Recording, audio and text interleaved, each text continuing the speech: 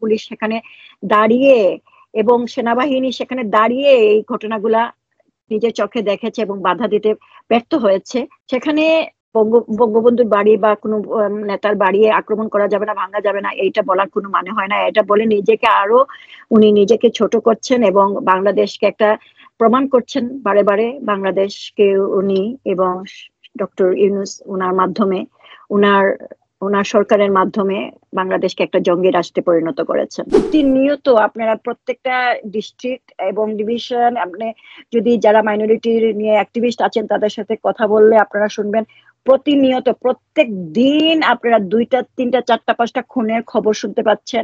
এখনো অবস্থায় বাংলাদেশে যে পরিস্থিতি আপনি বললেন, এই সেকুলার হিন্দুদের নিয়ে, এই নীরব ঘুমন্ত হিন্দুদের নিয়ে কি বলবেন? শেষ প্রশ্ন। এরপর এক অন্যায় ওনার পরিবারের সাথে হয়েছে, পরিবারের প্রত্যেকটা মানুষকে মেরে ফেলা হয়েছে। ওনাদের যে সম্বলটা ছিল, বাংলাদেশের যে স্মৃতি বিজড়িত যে বাড়িটা ছিল, সেটাও শুধু বঙ্গবন্ধুর বাড়ি না, সুধাসদনের বাড়িটাও ভেঙে ফেলা হয়েছে।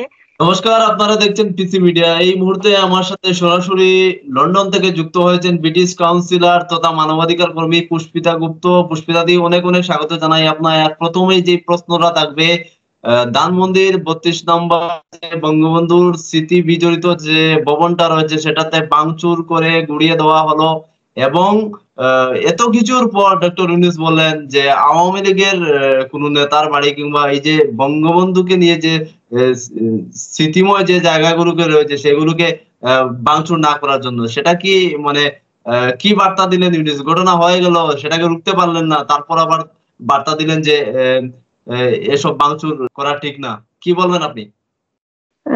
নমস্কার সবাইকে, জয় বাংলা।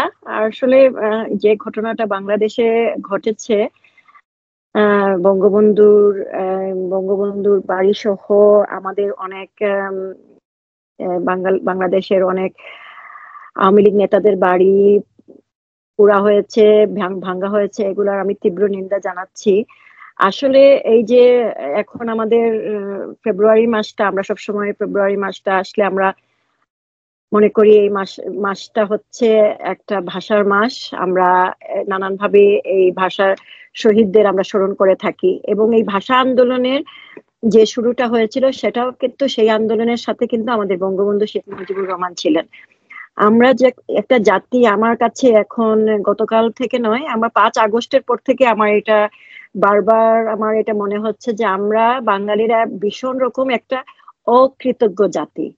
এক কথায় আমরা খুবই অকৃতজ্ঞ জাতি। আমরা নিজেদেরকে কিভাবে এই বাঙালি বলি, এবং সেটা আসলে এই যে দেখেন, আমি কিন্তু বাংলাদেশের বাইরে, কিন্তু আমি প্রত্যেকটা সময়, আমি অনেক বছর দেশের বাইরে, কিন্তু আমি খুব প্রাউড একজন বাঙালি এবং খুব প্রাউড একজন বাংলাদেশী। কিন্তু এখন আমাদেরকে এই যে বাংলাদেশে যে বর্তমান পরিস্থিতি, সেইটা দেখে আসলে নিজেকে বাঙালি বলতে আমার খুব লজ্জা হয় এবং আমার মনে হয় যে আমরা অ্যাকচুয়ালি, দেখেন, আমি আওয়ামী লীগের রাজনীতি করিনি, কিন্তু আমার মনে হচ্ছে যে বঙ্গবন্ধুর যে বাড়িটা যেভাবে ওরা গতকালকে যেভাবে তারা অ্যাটাক করেছিল, ভেঙেছে, বা 5 তারিখে যেটা করেছে, আমার মনে হয় যে এখন বাঙালি হিসাবে, এবং আমার মনে হয় যারা বেঁচে আছেন, শেখ হাসিনা, প্রধানমন্ত্রী শেখ হাসিনা এবং শেখ রেহানা, তাদের কাছে কিন্তু আমরা ক্ষমা চাইতে হবে আমাদেরকে।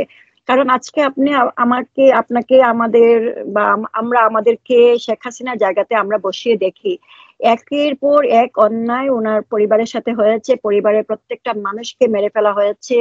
ওনাদের যে সম্বলটা ছিল, বাংলাদেশের যে স্মৃতি বিজড়িত যে বাড়িটা ছিল, সেটাও শুধু বঙ্গবন্ধুর বাড়ি না, সুধাসদনের বাড়িটাও ভেঙে ফেলা হয়েছে।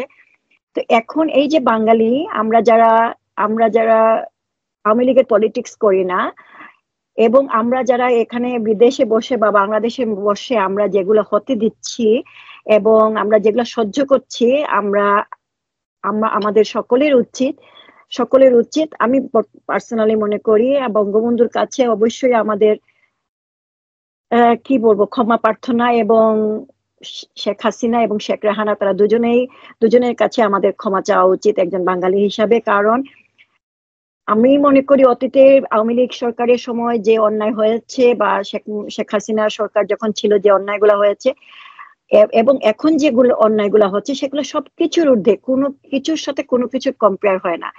একজন আপনি যদি বাংলাদেশের বাইরে কোথাও কোনো দেশের মানুষের সাথে কথা বলেন, রাজনৈতিক মানুষের সাথে কথা বলেন, কূটনৈতিক ভাবে আলোচনা করেন, আপনারা সকলেই শুনবে যে বাংলাদেশ কতটা এগিয়ে গেছিল। যতটাই ভুল রাজনীতি থাক, বঙ্গবন্ধুর কন্যা শেখ হাসিনার সময়ে যতটা ভুল রাজনীতি থাক, কিন্তু তারপরেও কিন্তু বাংলাদেশ একটা সুন্দর জায়গাতে পৌঁছে গেছিল। বাংলাদেশের নামটা শুনলে মানুষ ইন্সপায়ার হতো এবং উদাহরণ হিসাবে বাংলাদেশকে দেখতো। কিন্তু বর্তমানে যে বাংলাদেশের যে অবস্থা, সেটা থেকে আমি মনে করি আমরা তো অনেক বছর পিছিয়ে গেছি। সেই সাথে আমি আসলেই বাঙালি হিসাবে আমি খুব লজ্জিত। এবং এই যে আপনারা ইন্ডিয়া থেকে আমাদেরকে ইন্টারভিউ করছেন, আমরা কথা বলছি, আমার আসলেই খুব লজ্জা লাগছে এইগুলো নিয়ে কথা বলতে। আর যেটা বললেন যে আমাদের ডক্টর ইউনূস এখন বলছেন যে বঙ্গবন্ধুর বাড়ি বা আওয়ামী লীগের নেতাদের বাড়িতে আক্রমণ করা যাবে না, সেটা আসলে এটা আমি সম্মান করে কথা বলতে চাই। যেহেতু উনি বাংলাদেশের প্রধান উপদেষ্টা এবং উনি নোবেল লরেট, আমি সম্মান করে কথা বলতে চাই। কিন্তু এই সম্মানের জায়গাটা আমি মনে করি উনি ডিজার্ভ করেন না এখন আর। যেখানে ফেসবুক পোস্ট দিয়ে উনার সংগঠনের বা উনার যে উপদেষ্টা মন্ডলীর একজন বা তাদের দোসররা ফেসবুক পোস্ট দিয়ে হুমকি দেয় যে এগুলা করা হবে, এই ধ্বংসযজ্ঞ করা হবে, সেখানে সরকারের কোনো ভূমিকা না থাকা বা পুলিশ সেখানে দাঁড়িয়ে এবং সেনাবাহিনী সেখানে দাঁড়িয়ে এই ঘটনাগুলা নিজের চোখে দেখেছে এবং বাধা দিতে ব্যর্থ হয়েছে, সেখানে বঙ্গবন্ধুর বাড়ি বা কোনো নেতার বাড়ি আক্রমণ করা যাবে না, ভাঙা যাবে না, এইটা বলার কোনো মানে হয় না। এটা বলে উনি নিজেকে ছোট করছেন এবং বাংলাদেশকে একটা প্রমাণ করছেন বারে বারে। বাংলাদেশকে উনি এবং ডক্টর ইউনূস ওনার মাধ্যমে, ওনার সরকারের মাধ্যমে বাংলাদেশকে একটা জঙ্গি রাষ্ট্রে পরিণত করেছেন। চিন্ময় মহারাজের যে বিষয়টা, সেটি আপনি এবং বাংলাদেশের যে আপনার যে টিম রয়েছে, সেটা চিন্ময় মহারাজের বিষয়টা আপনারা দেখছেন। বর্তমানে চিন্ময় মহারাজ কারাবন্দী রয়েছেন এবং আইনি যে প্রক্রিয়া, এটা কত দূরে এগিয়েছে এবং উনার কি জামিন, আসলে উনি জেল থেকে বেরিয়ে আসতে পারবেন? আর বাংলাদেশে বর্তমান হিন্দুদের উপর যে অত্যাচারটা চলছে, সেটা নিয়ে কি বলবেন? আসলে দেখেন, এটা ভীষণ শঙ্কার বিষয় যে আমরা আসলে খুবই শঙ্কিত। প্রথমত চিন্ময় প্রভুকে মিথ্যা মামলায় আটক করা হয়েছিল এবং যখন মিথ্যা মামলা, এটা বারবারে সকলের এবং সরকার প্রধান, এবং যখন এটা এরকম একটা মিথ্যা মামলা দেওয়া হয় তখন আপনারা সকলে জানেন বিএনপি তাদের যে লোকটি বা তাদের যে সদস্য এই কাজটায় মিথ্যা মামলাটা দিয়েছিল তাকে তারা সাসপেন্ড করেছিল। যদিও হতে পারে এটা একটা নাটক ছিল, বিএনপির হতে পারে একটা নাটক ছিল। এবং যারা বাংলাদেশে শিক্ষিত সমাজ রয়েছেন, বাংলাদেশ সরকারে যারা রয়েছেন, আইনজীবীরা রয়েছেন, সকলে কিন্তু এটা জানেন এটা একটা মিথ্যা মামলা। পরবর্তীতে আমরা দেখলাম যে আমরা 2-3 বার জামিনের চেষ্টা করে ওনাকে জামিন দেওয়া হলো না। তো সেখানে দেখা গেল যে বিভিন্ন ধরনের উস্কানিমূলক কথা এবং বিভিন্ন রকম ওনার বিরুদ্ধে অন্যান্য নাটক সাজানো হচ্ছে, মিথ্যা গল্প সাজানো হচ্ছে, মিথ্যা মামলা সাজানো হচ্ছে। তো বিষয়টা অত্যন্ত শঙ্কার বিষয়। এবং আপনারা শুনে থাকবেন যে এই 2 দিন আগেও কিন্তু ওনার জামিনের জন্য চেষ্টা করা হয়। সেখানে বিচারপতি বাংলাদেশ গভর্নমেন্টের উপরে রুল জারি করেছেন, দুই সপ্তাহের রুল জারি, যে কেন ওনাকে জামিন দেওয়া হবে না সেটা বিবেচনা করে রুল জারি করা হয়েছে। তো এই বিষয়গুলা আসলে এতটাই শঙ্কার বিষয় যে এখন জামিন হবে না কেন, জামিন না দেওয়ার পক্ষে তো সরকার অবশ্যই থাকবে এবং সরকারকে এই সুযোগটা আরো বাড়িয়ে দেওয়া, যে যখন দেখতে পাচ্ছেন যে বিচারপতি যে এখানে আটকানো যাচ্ছে না ওনার বেডটা, তখন সরকারকে রুল দিয়ে দিচ্ছে, বলছেন যে 2 সপ্তাহ আরো সময় দিলাম যে আপনারা কেন জামিন দেওয়া যাবে না সেটার উপরে কিছু বলেন। তো এই 2 সপ্তাহ কি হবে আমি জানি না, কিন্তু 2 সপ্তাহ আমার মনে হচ্ছে অনেকখানি সময়।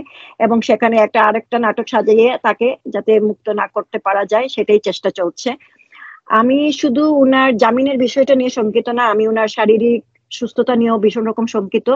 এবং বাংলাদেশে এখন যে কোনো রুলস এন্ড কোনো ল এন্ড অর্ডার নেই, সেটা নিয়ে আমি খুবই শঙ্কিত। কারণ আমরা এর আগেও দেখেছি চিন্ময় প্রভুকে বহুবার হসপিটালে নেওয়া হয়েছে এবং ওনার শারীরিক অসুস্থতার খবর আমরা জানতে পেরেছি।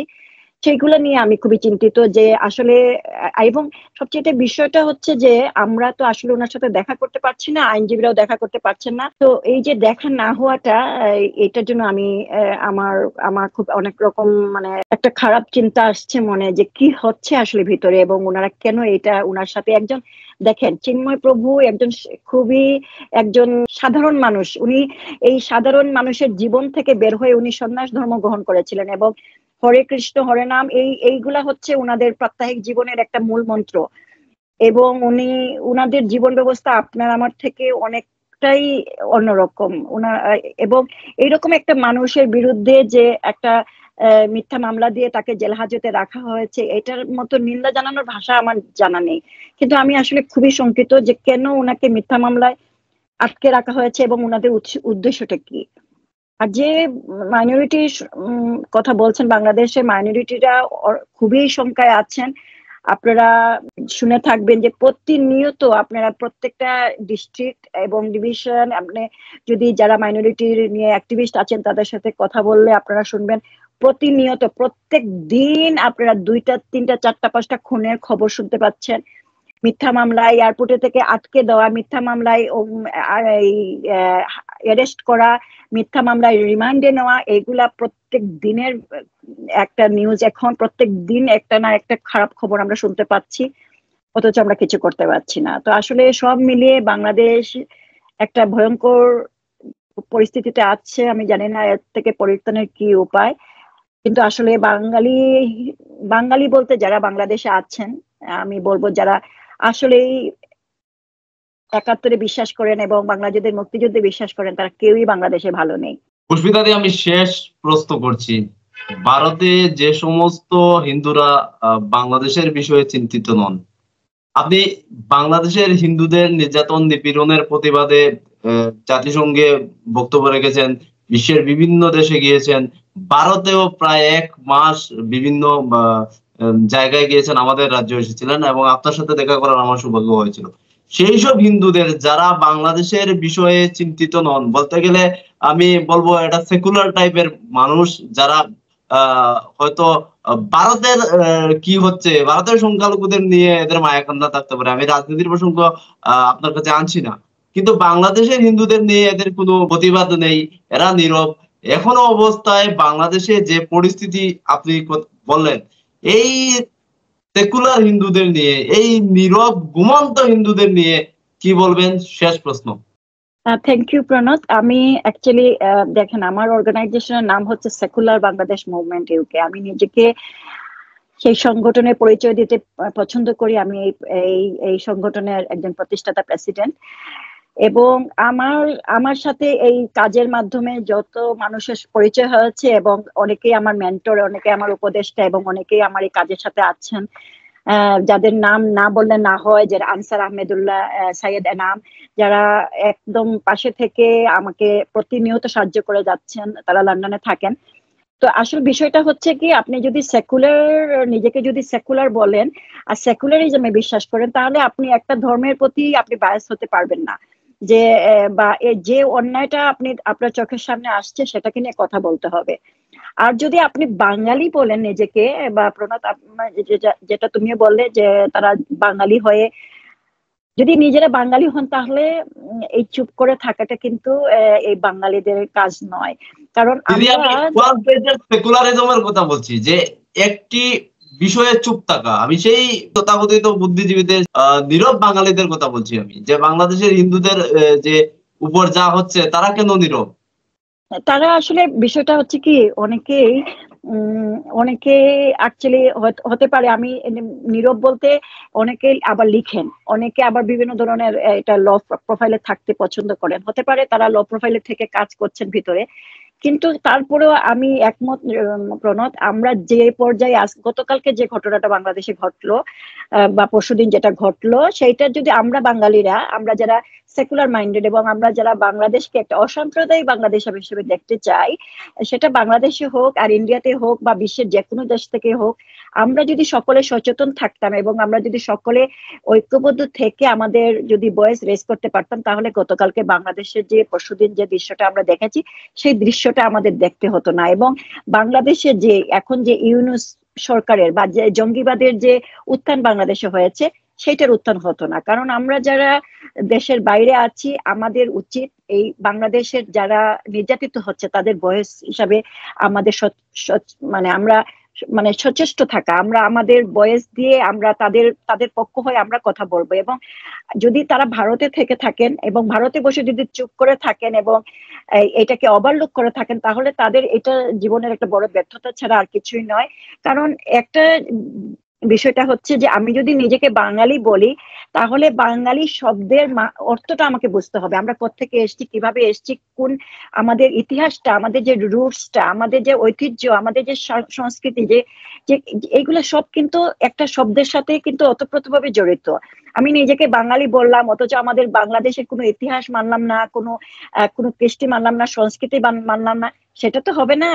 কারণ বাঙালি হিসাবে আমাদের খুব একটা কঠিন একটা যুদ্ধ রয়েছে এই বাঙালিত্বতে। বাংলাদেশের জন্মের সাথে আমাদের অনেক বড় একটা ইতিহাস রয়েছে এবং সেই ইতিহাসের সাথে আমাদের পূর্বপুরুষেরা জড়িত।